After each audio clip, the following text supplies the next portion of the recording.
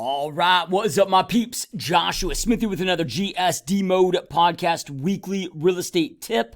And today I'm here to talk about how to overcome the fear of rejection. I understand as real estate professionals, this is something that, hinders a lot of real estate professionals from going out there and taking the necessary action when it comes to client acquisition, when it comes to generating leads, following up with those leads, is that fear of rejection, that fear of being told no, that fear of, being turned down, that fear of getting told to F off. It's something that so many struggle with. It's something that I personally struggle with, being a naturally an introvert. This was something that I had a huge fear with when I was in my early phases of my real estate career. I'd spend more time staring at this damn phone than I would dialing it, just again out of that fear of rejection. And whether that be on the phones, whether that be, face to face, in person, this applies to, public speaking, all of that. Again, how do we overcome that fear of rejection? And this is something that's very hardwired into us, right? If we break this down and start looking at this, because it's very easy to dismiss this of just like, well, man, I'm just a wussy. I got to be stronger. Look, we got to understand that this is a very natural human behavior. This is a very natural thing that most people struggle with. I mean, there's some that just don't, but the vast majority do until you don't, right? And I'm going to walk you through how to solve this and hopefully solve this immediately and walk you through things that have worked really well for me on this. But if we really break this down and think about this, it's like, okay, when we are kids and we're growing up, it's like, okay, like we're taught to, if we do X, Y, Z, our parents are happy.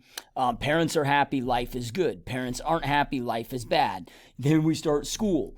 It's like, okay, parents are happy, life is good. Teachers are happy, coaches are happy, everybody's happy. So we're just taught to go out there and comply, and please others, right? And if we please others, life is happy. Then all of a sudden, you get into school and you get into whatever, you are punished based on poor performance. We're punished on, whatever that may be. So then it's like we just have this innate wiring of acceptance, and it can hurt to go out there and be rejected. So the reason why I'm bringing all this up is just understand that this is just a natural thing, a natural human behavior that so many of us struggle with. But there is a way to overcome this, and I'm going to break this down with you right now. We're going to get after this. But real quick, before we do, if you find these weekly real estate tips helpful and powerful, make sure that you also go check out gsdmode.com for more additional free resources, more additional free training. I highly recommend that you go check out and take my 3-hour masterclass, which is really relevant to what we're seeing right now in the marketplace. It's 6 fundamental steps to 3xing or more your real estate business. So how to continue to grow and scale your business regardless of what's going on in the market. I know a lot of people are struggling right now. Agents, team leaders, broker owners are struggling right now with this market climate that we are in. So if you want to learn how to continue to crush in your business regardless of those, go check out gsdmode.com. You'll see on free training and resources, a drop down from my online masterclass. It's 100% free. It's in-depth. It's 3 hours. There's no fluff. Like, we just jump in and go deep and go after it. Okay, so now let's jump into this. Again, we're here to talk about overcoming your overall fear of rejection. So there's 2 things I want to walk you through here today. Now, the first one is going to be more practical of the path is in the math. We're going to talk about tracking your numbers. And this might sound a little funky of, well, how can tracking my data help me overcome my fear of rejection? The second thing that I'm going to get into here is the mental component. We're going to talk about mindset. But first, before we get into that, I want to talk to you about tracking your numbers and how this helps overcome this, because I found that these 2 things come together and will help you overcome this. All right, so when we're tracking our numbers, and by tracking our numbers, I mean, okay, number of leads that you're generating per lead source, number of dials that you're making, number of conversations that you're having, number of appointments set, appointment conductions, clients, and closings. So then that kind of gives us the full picture of our business. But where this comes into play and where this really helps is, look, we are in an industry, and this holds true for all sales. It doesn't matter if it's real estate. I mean, this is, in all sales, but we're going to speak specifically to real estate here. You are going to get exponentially more no's than you are yeses. You're going to get rejected exponentially more times than you will get accepted, right? So you're going to get way more no's than you are yeses. It's just the nature of the business, nature of the game. So when we track this, it allows us to know our numbers and allows us to gamify this business. So instead of looking at no's or maybe somebody telling you F off or whatever as a negative, you then very quickly begin to sit there and see how many no's, how many rejections you need to get to a yes, and how many yeses and no's that you need to equate to a sale. So this then creates this predictable component of it where, hey man, I know I'm going to get rejected, 97 times to go out there and get 3 yeses, whatever those numbers break down to be per lead source. And look, I want to say this, even if you were the best of the best in the industry, let's just say you're converting across all lead sources, at 10%, which is, when we factor in all different lead sources, this is like, kind of unheard of in this industry. You have some lead sources where you are, but some that are exponentially lower than 10%. So let's just say somebody's converting at 10%, which again is like unheard of. That would be the best of the best almost in the freaking world in this industry. If you had 10%, conversions that you were getting yeses to, that still means the best of the best that exists in our industry would be getting 90% rejections. So and for me, that's just helpful to know and understand. When I'm able to gamify this, okay, man, when it takes 97 no's, 97 rejections to get to my yes, well then boom, right? Like I then have, again, the path is the math. This creates it where it's predictable. And this can help gamify it. So now I even take it a step further where I put a price point to each of those things. So I know what a price point is. It's like, okay, every time that phone rings, every time that dialer goes off, every time the phone rings, that's worth like $3.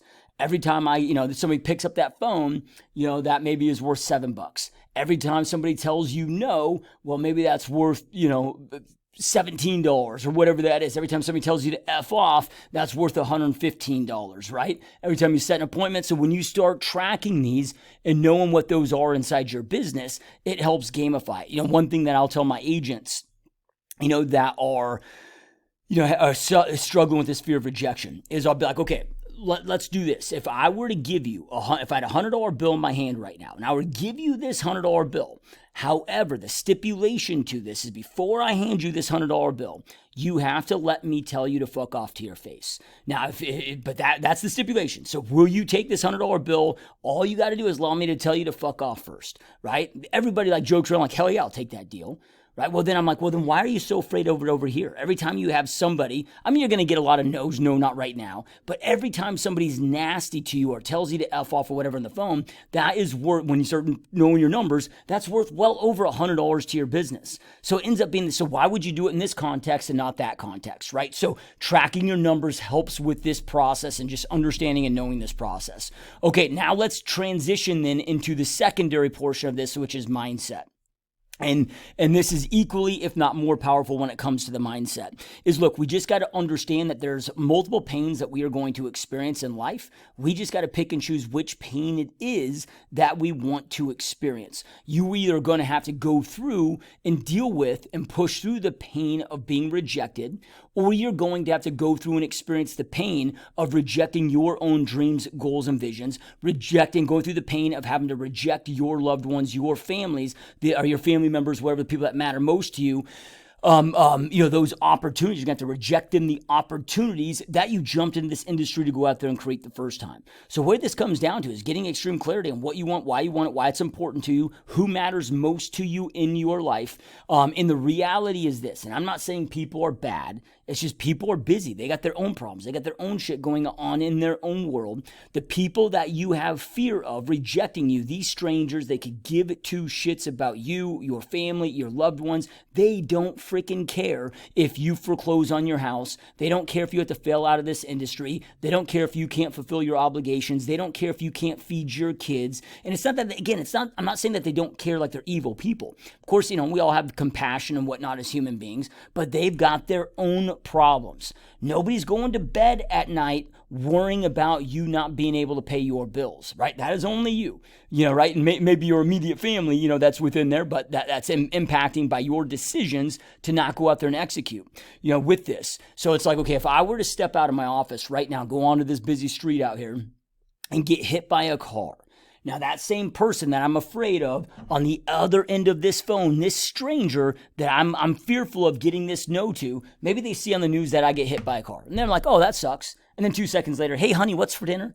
You're right. Again, these are people that I know. These are strangers that I know that do not give two shits about me, my situation, my goals, my ability to go out there and perform and create opportunities for my family. So why do I have fear of their opinions? Like this just boils down to, okay, who are you living for? Are you living for your dreams, goals, and visions? Are you living for those people that are most powerful, most important to you, not powerful, but most important to you in your world?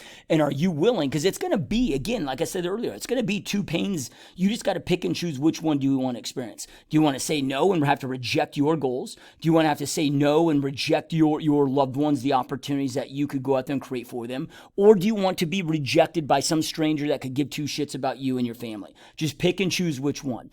It's like, okay, before I came into the office this morning, before I recorded, I'm recording this content today. Okay, I got up early. I hit the gym, went through, meal prepped, all of that. All of that's pain, right? I just get to pick and choose which pains I'm going to live in there. Do I want to go through the pain of putting in the work in the workouts and putting in the pain of meal prepping and having to eat these kind of boring, plain, bland foods? But that's a pain I got to push through to have the health, to have the energy, to have the body that I want. Or do I want to go through the pain of having poor health and a body that I'm ashamed of? Like, just pick and choose your heart. Pick and choose your pains, right? It really boils down to that simplistic, of a thing there of we just got to pick and choose. You're going to experience the pain either way. So many people are looking for some magical solution that all of a sudden that emotion goes away. And eventually, here's what I'm going to tell you. Eventually, as you do enough of this, it is going to go away. But it might take months. It might take years. For public speaking, as an example, it took me over a decade. And I honestly thought I was never going to be able to give up the fear of public speaking until the day no longer that I have that fear. But it took me well over a decade. But where every time I got on that stage, man, I felt like I was going to puke, dude. Worst cotton mouth on the stage. I always have to have water right with me and next to me. And, just like wanting to piss my pants before I jumped on that stage, even though I'd spoke on hundreds or thousands of stages. Like that fear was real. And then all of a sudden, about a year ago, I show up to an event that I'm speaking at my buddy, Grant Wise put on in Arkansas, and I jump on that stage, and it was the first time all of a sudden I jumped on there, and I just felt neutral. It's just like no other difference than me just walking around in my office or whatever. All of a sudden, like zero butterflies, zero fear, zero, and so again, that might stay with. It's going to stay with you until it doesn't. But regardless, commitment, if we look at what commitment is versus interested, right? Interested is doing the things that serve and support us when we feel like doing them, and so, we're caving into our emotions. That's what interested people do, and that's why interested people always live a life of mediocrity. Success is only reserved for those that are truly committed. What is commitment? Commitment is taking the necessary actions that you must take regardless of your emotional state. You're either committed to making your goals a reality for you and your family, or you are not. Right? So we got to push through this stuff and just decipher who the hell are you living for? And there's other exercises that I've done that are helpful for me. It's like, okay, I've heard that, study at one point that the average funeral has 100 people that show up to it. And of the 100 people that show up, only 6 cry. And I get that not everybody's a crier. Doesn't mean, that they're not impacted by your funeral or whatever. But it's like, I look at that, okay, who are the people that would be bothered to show up at my funeral?